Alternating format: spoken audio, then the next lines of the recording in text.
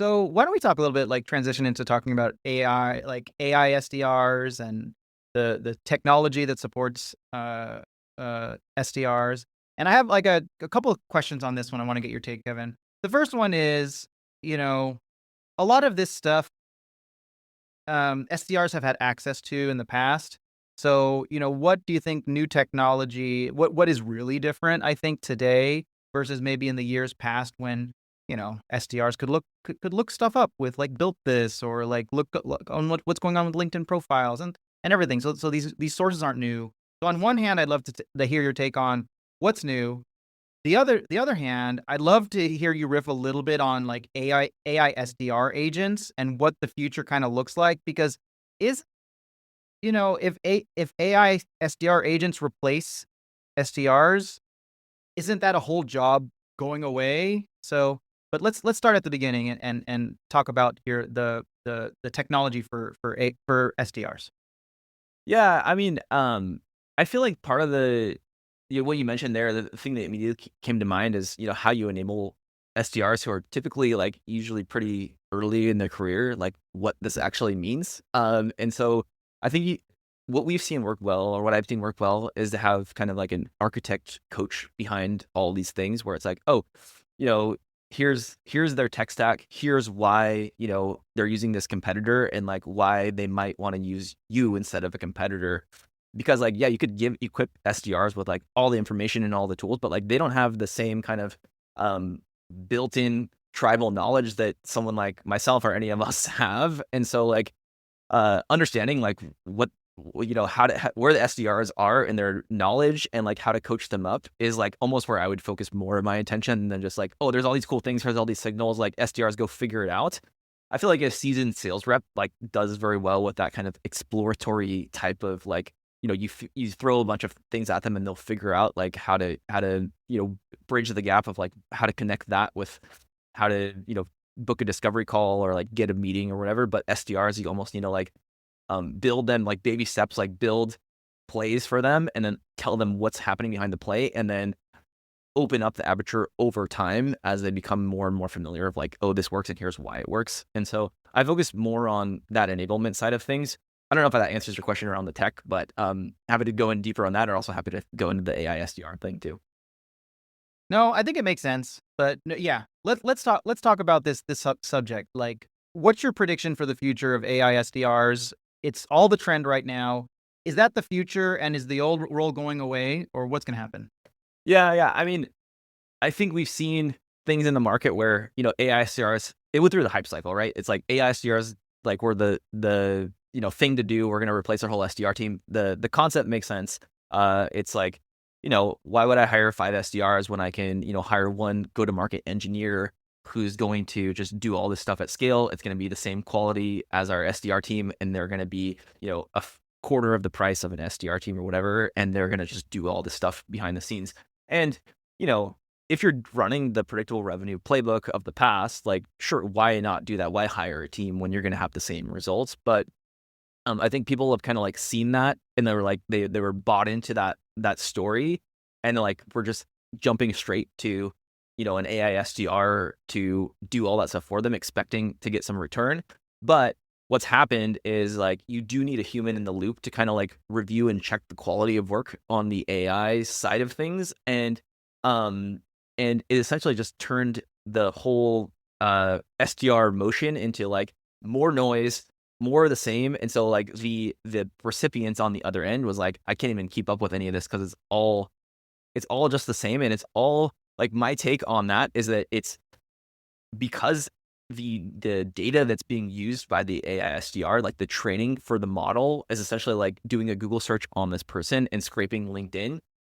Essentially every single person who's reaching out to that prospect who's like, a CMO or a buying decision maker or whatever is the same. And so it just adds to the noise and is ineffective. And I think we've kind of like are going through the like trough of despair where like, oh, we tried this, it's not effective. We're churning off these AI SDR tools. But I do think eventually like the market will catch up to that. And I think like, not to pitch Common Room too much, but I think that that's where we're positioned pretty well, is like because we're pulling in all these data points, like the not only the data points, but like unifying them to a single user profile and an account. that is like the infrastructure, like the data layer that the AI can work on top of. And I would say like even then, even with all the signals as inputs, like the AI SDR or an AI agent that's generating a message for you is still not to a level where it's like you can turn it on autopilot. Like we found it's like very helpful for like going from 0 to 1 or like not starting from a blank canvas, and then the user comes in and edits based on like what it's pulling in for them. And Mm. so that's where I see the market is right now. In the future, like I think it could be more autopilot, and I really just do see AI as a vehicle for making your teams way more productive. I mean, we are still hiring tons of reps and tons of SDRs because Mm. like we know we can supercharge them, and like there's just way more market to have, and so we're not in layoff mode. We're in like let's hire because like we want to capture this market mode, and I think a lot of companies are like that, but also some are trying to figure out like, oh, how can we do more with less? So, yeah. Yeah, love your thoughts there, Kevin. It's cool to hear that you are hiring a bunch of SDRs despite creating a platform that, some folks are kind of seeing as like, oh shit, like, is this going to replace my role right now? All I'm doing is manually researching a prospect, giving that data to an AE, and then the AE reaches out, or I'm reaching out, or the Yeah. BDR is kind of stepping in there. So it's cool to hear that your Yeah. POV on it is more like supercharging those folks, making them way more efficient. I had this question about like getting your thoughts on like AI and roles that it can replace, though. Mm. Um, Daryl and I actually had a full episode where we explored some of the roles that are well and not so well positioned with this like AI wave, not upcoming wave, like current wave that we're going through right now. In the episode, I actually argued that roles like customer marketing, product marketing, community building are really well positioned because we're actually talking to customers. We have these like leap of faith insights when it comes to coming up with new campaign ideas and connecting with people. What are your thoughts on like roles that are well positioned versus, like shit, if you're in that role, maybe start thinking about something else? Yeah. I mean, I think because of the volume of you can generate content, you can generate emails, and you can do all this stuff. I think, the market might move towards a direction that is more, I don't know if I want to call it like human centric, but it's like, what are the things that like AI is not going to replace? And I think that could actually be a differentiator in the future where it's like, maybe it's in-person events. Maybe it could be more community building. It could be more like channel partnerships and that type of stuff. But I do think that like the the replacement side of things is actually like it seems like it's right there, but the last mile for AI to fully replace a role is the hardest mile. Mhm. And I found that just like with working with AI in general to like build apps and things like that, it's just like the fine tuning at the end is just like very like tedious. And like we built an app and it was like 97 versions later. Like I finally got the prompt to like a somewhat acceptable rate. And like if we were to do it like a production with like some sort of like 99.59 SLA or something, like it would definitely fall down. So like I think that last mile stuff is maybe we never get there. Maybe there's always a human in the loop, but just like the humans have superpowers. And so I do think that like maybe marketing will shift more towards like the intangible things that AI can't do right now. But yeah, I still think that the traditional roles, like you still need someone with human expertise to like review and check the AI's work and all this kind of stuff. And that last mile is like a really tough one. Yeah, and I have this like, sort of theory that AI makes professionals that are already effective and already strategic like much better. And it makes the folks that actually aren't really effective or not that good at their jobs like kind of worse. That's my take. And I've seen documents written by people where like you can just tell like this is just ChatGPT. This is just a prompt.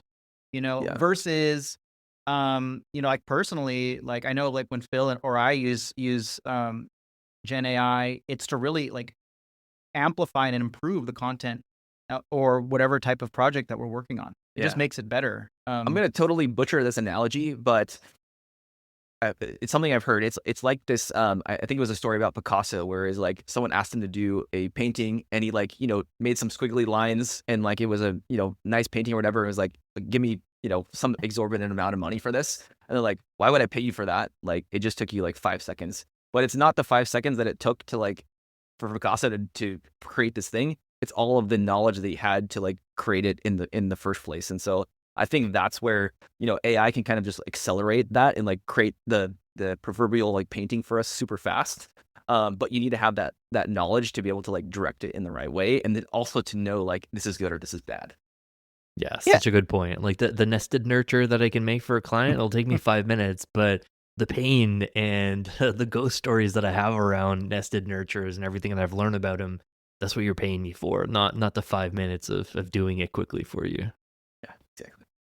Yeah. One of my predictions, sorry, Daryl, last one on this, is like I see this like counterculture in the coming years where people that stand out in this AI noise are people that are not anti AI, but like loud about the fact that they aren't generating this with AI.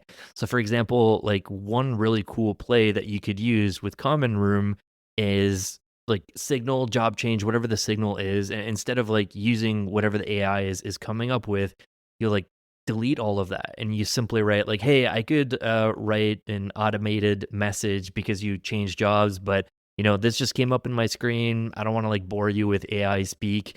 This is our product. Let me know if you're interested. It's just like making it obvious that this message isn't AI written. Like a lot of folks applying for jobs are writing their resumes with ChatGPT, and it turns off people immediately. As soon as they spot it, they're just like, "This, I'm out." I have an amazing story about the like resume writing, or the like filling out of prompts for candidates filling out a prompt with AI. So our before we moved into this more like go to market space, we were more like a platform for community Hmm. like community managers and DevRel, and that kind of like stemmed and expanded into what we are now. But like we had like 2 years of content that was the AI models were trained off of like Common Room as a community platform, and it was just like such a dead giveaway that like no one looked at our current branding or website or was tuned in when they were applying for a role, because we had this prompt that was like, tell us like why you're interested in Common Room or something like that, and it was just like every single time we'd say like community, community, community, and I was like, oh, this is a dead giveaway. It was kind of nice to filter out, but I was also like, oh, we don't want the LLMs to like think this about us, and so we went through this whole like purging and optimization thing, and now like the LLMs are like nailing it. And we've also seen our traffic like go up and to the right because of it, but which is another different topic. But that was a interesting takeaway or interesting finding of like this is how people are applying for jobs now. It's just like all AI. And if you can stand out as a candidate and be different from that, like it'll get noticed. So that's maybe a good tip for people looking for jobs out there.